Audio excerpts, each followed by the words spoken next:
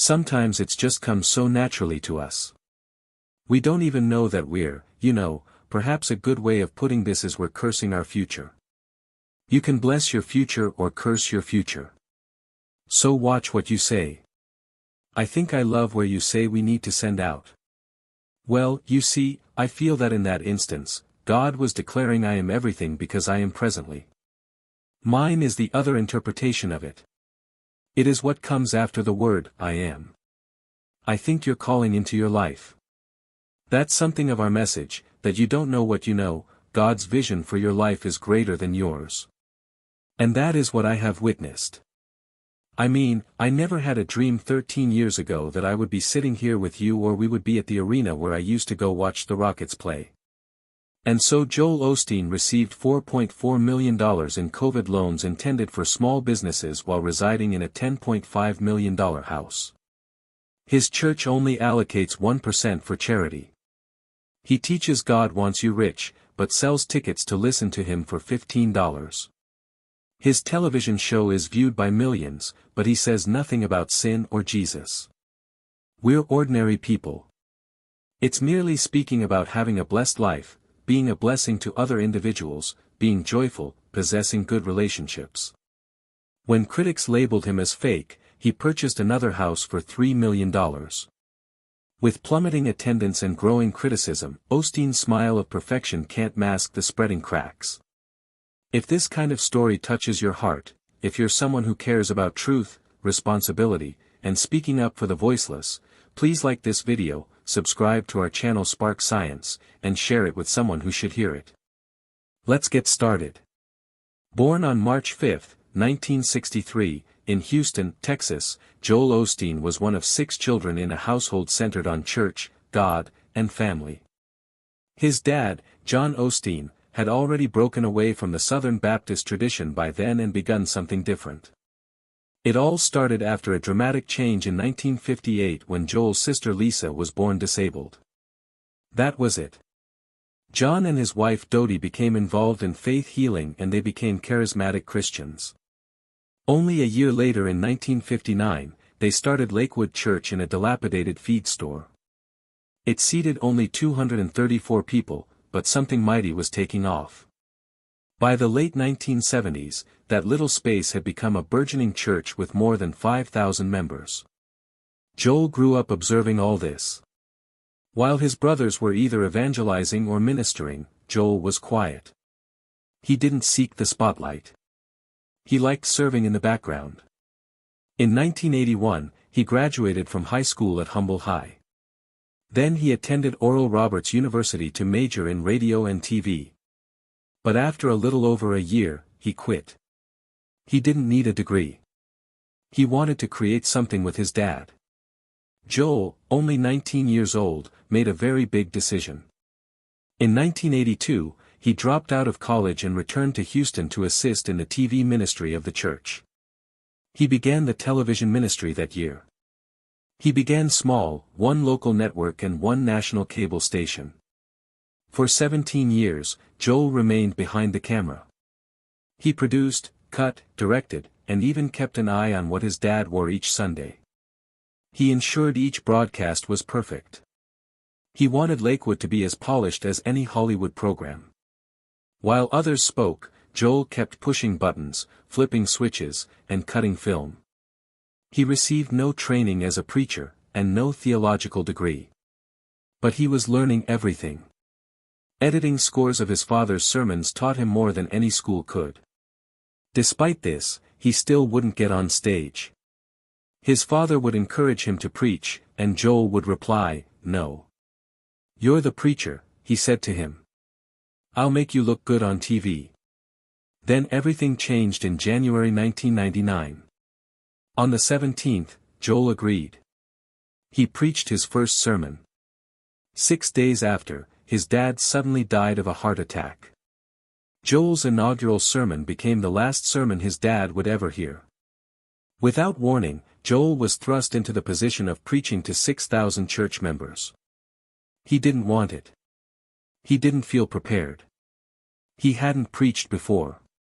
People did not believe in him. Yet, something clicked. Then, around 8,000 individuals visited Lakewood every week.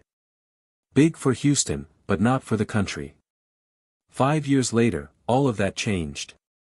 By 2004, weekly attendance had grown to between 25,000 and 30,000. That was not merely big. It was the largest church in America. And it didn't occur by happenstance. Joel doubled the television airtime budget. He selected the most coveted time slots in major metropolitan areas. He covered highways with billboards.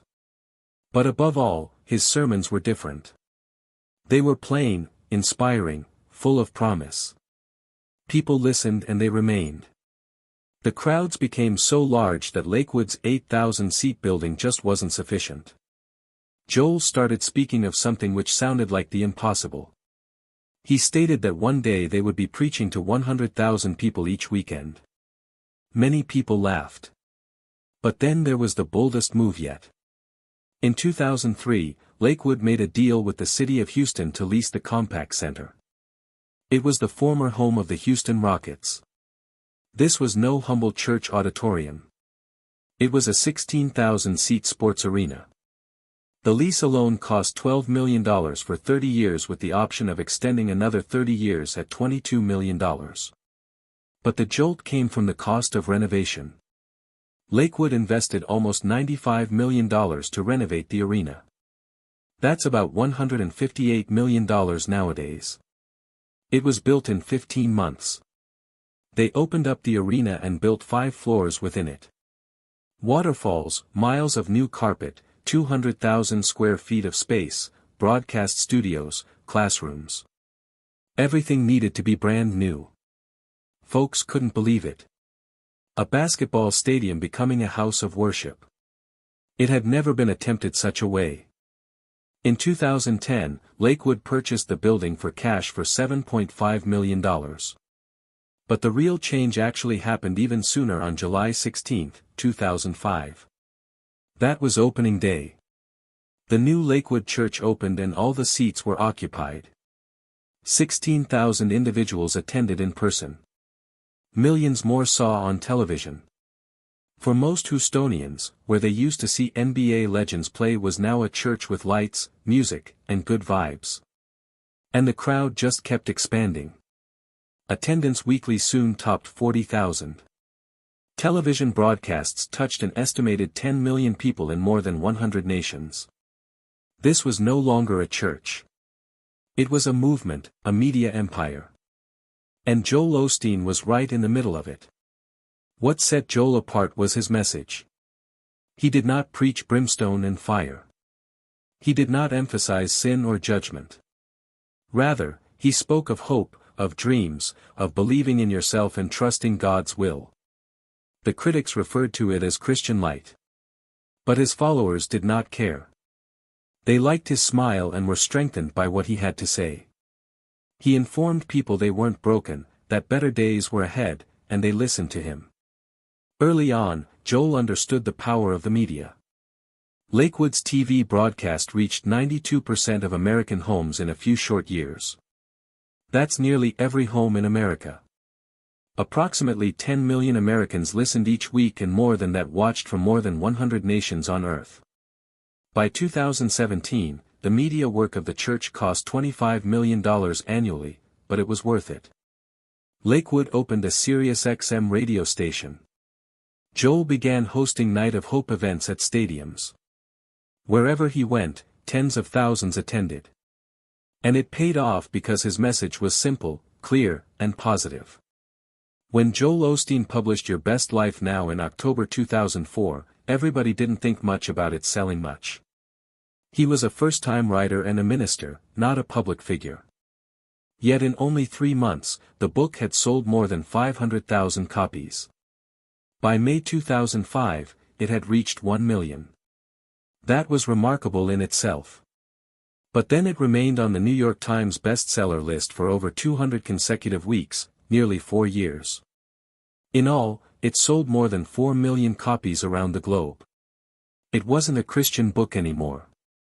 It was a cultural bestseller.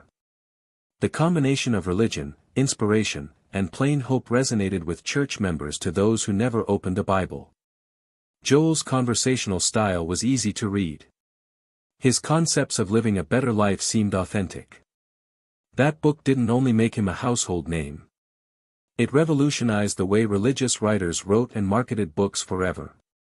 But Joel did not stop